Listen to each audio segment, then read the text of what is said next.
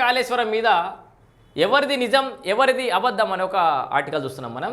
Kaleshwaram commission ఎదుట నేతల తలో మాట అని చెప్పేసి ప్రాజెక్టుకు కేబినెట్ ఆమోదం ఉందన్న ఈటెల, ఆమోదం లేదంటూ తుమ్మల ప్రకటన. సిడబ్ల్యూసి వ్యాప్కో సూచన మేరకే మేడిగడ్డను ఎంపిక చేశామన్న హరీష్ రావు.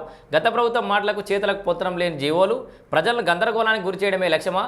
కమిషన్ ఎదుట కేసీఆర్ ఏం చెప్పబోతున్నారని చెప్పేసి అయితే మనం ఇక్కడ చూస్తున్నాం.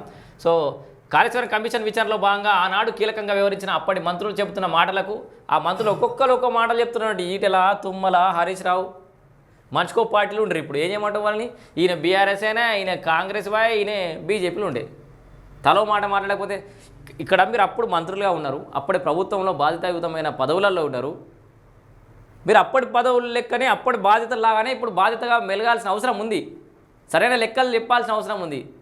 మీ పార్టీల ప్రభావం మీ మీద పడకుండా నువ్వు అధికారంలో ఉన్నవనో, నువ్వు బీజేపీలో ప్రతిపక్షంలో ఉన్నవనో ఆ ప్రభావాలు మీ ఛాయలో కనబడితే మీరే నష్టపోతారు.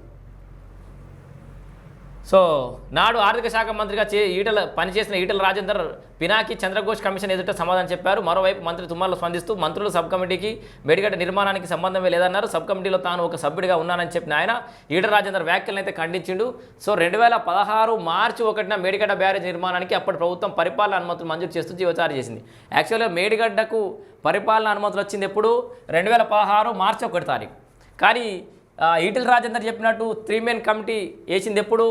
2 వారాల తర్వాత 2016 మార్చి 15న రీఇంజనీరింగ్ ఆఫ్ ప్రాజెక్టుపై అధ్యయనానికి నాటి ప్రభుత్వం మంత్రివర్గ ఉపసంఘాన్ని నియమించింది.